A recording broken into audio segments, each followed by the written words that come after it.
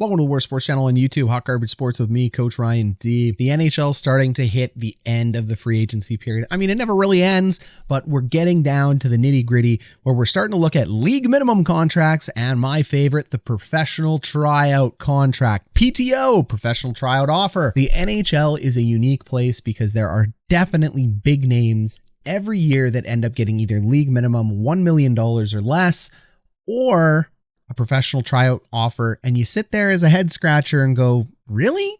That guy? No one else wanted him. We're all sure that nobody wants to sign Corey Perry for anything but league minimum.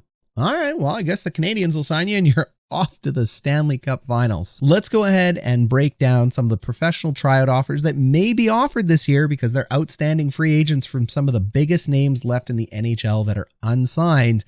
We're going to think about this top 5 to 6 players that are available, and we're going to talk about some guys that are already signed. So everything PTO after the intro. Let's get after it. Here's Lemieux. The center penalty coming up. Look at Lemieux. Oh my God. And if you're new to Hot Garbage Sports, we cover the best in the NHL and the NFL. So we haven't done an NHL video in a week.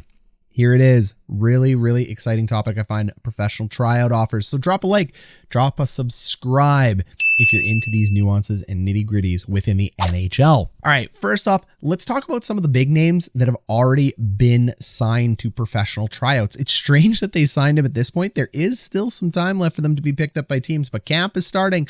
They got to be in there. And the first number one name is Jimmy Vesey for the New Jersey Devils. The Devils were active and signed 3 PTOs to their team. Tyler Witherspoon, who's basically had a cup of coffee with the Calgary Flames every year for the last 4 years, mostly a perennial AHL player. Mark Jankowski, who has a couple years of NHL experience, 5 years. That's more than a couple, Ryan. Get your head straight. He's got 5 years of NHL experience, mostly with the Calgary Flames. Brief little stint with the Pittsburgh Penguins. Nice PTO. Very surprising that he couldn't come in at a league minimum, but hey, here we are. And then the big one, Jimmy Vesey. Remember when this guy was all the rage? He ended up even beating Winnipeg Jet Kyle Connor for the Hobby Baker Award in college. He was the hottest free agent leaving because he didn't sign with his NHL draft team, the Nashville Predators. How the mighty have fallen. Kyle Connor is sitting there with a $7.1 million contract, and Hobby Baker Award winner Jimmy Vesey got a professional tryout offer with the New Jersey Devils. Good signing, though, by New Jersey. I do like these 3 for the Devils. The other 3 that are really, I think, well worth noting are Artem Anisimov for the Colorado Avalanche. He's 33 years old. This guy could still possibly get it done. I think he might end up making Colorado. This is a nice league minimum signing if he ends up making the team. Brian Boyle, old man Boyle, 36 years old. Doesn't feel that old. Feels actually just like yesterday that this guy was a consideration to be one of the best defensemen in the NHL, but he has really fallen off a cliff.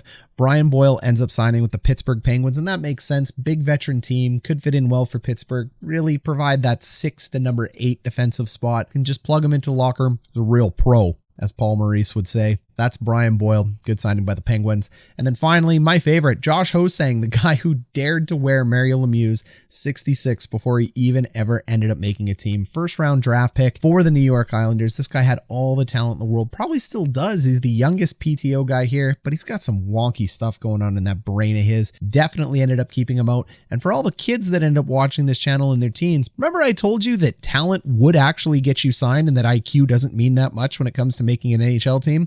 Well, take a look at Josh Hosang. He's an idiot, and he's still got signed to NHL teams, and he's still being signed today. So as much as we like to talk about hard work and IQ, and they matter so much less than talent. So somebody's buying into the talent of Josh Hosang still. I mean, it is the Leafs, so we'll see. Anyways, those are the guys that have already signed professional tryout contracts. There's a couple more. You can check them out on Cap Friendly, but we want to talk about the guys that have yet to be signed. And number 1 on my list is James the Real Deal Neal. James Neal is a prolific goal scorer and has been in the NHL for some time. And as a coach, I can tell you the last thing you lose due to age, injury, or anything else is your ability to score. It is a genetically gifted talent.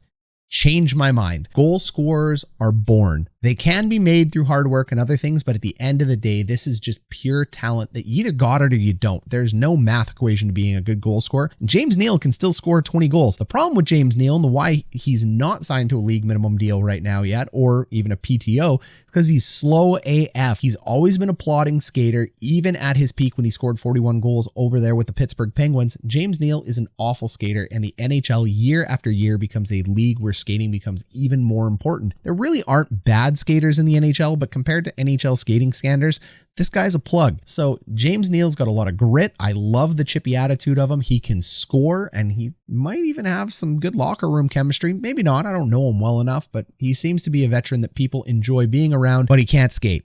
And that's a problem. I still think it can be mitigated by his hands and his scoring. I think of guys like Yager and Solani, and yes, they were beautiful skaters, but you know, at 44 years old when they were playing, they're about as good as James Neal at 34 years old. So, I mean, a 44 Solani, a 34-year-old James Neal, they probably skate pretty much equally. I still think James Neal can find some room on a roster right now. Carolina Hurricanes would be an interesting team to sign him because, well, he could fill out their bottom four role on the wing and maybe provide some leadership to that team as well as a couple goals, and he fit well with Rod the Bod. So James Neal's definitely number one on this list. Number two, Winnipeg, Manitoba native Travis Zajac.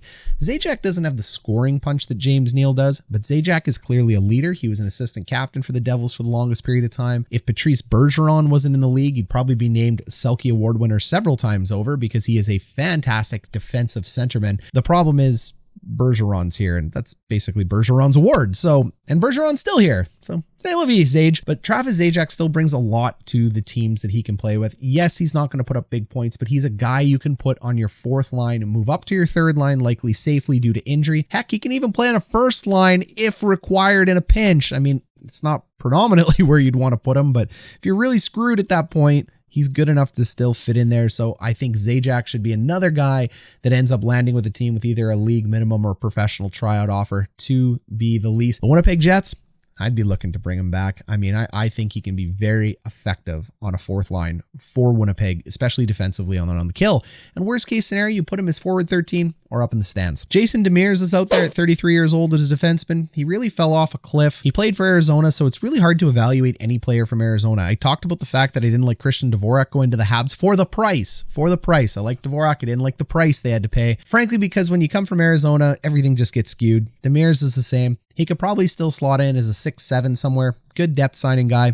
I'd be looking to Demers if I was a team, just looking to cover myself if one of my top six end up getting injured. Alex Chiasson, the right winger from Edmonton. Whoa, I tell you, this guy burnt the Jets a few times this year on breakaways, but that's what happens when you play in a line with Connor McDavid or at the very least Leon Draisaitl. So Chiasson's only 30 years old. He's a right winger. I think Chiasson will end up finding a home. Again, this is a really good depth guy that could score 6 to 10 pretty easily. So he clearly plugs in with top end players. He needed to plug in Edmonton because, well, the salary cap is what it is, but I'm not sure where Chiasson's going to end up, but he's definitely going to end up somewhere, and it's likely going to be a PTO. Sami Vatanen. Remember when Sami Vatanen was something? Yeah, so do the Anaheim Ducks. Sami Vatanen's only 30 years old. He's a defenseman. Defensemen are covered, but again, kind of like Demers, fell off a pretty massive cliff. So I still think he can get it done in the NHL. There's definitely always going to be teams looking for depth signing defensemen. So Sami Vatanen is another guy I'd be looking at. And the final guy on this list is Alex Galchenyuk.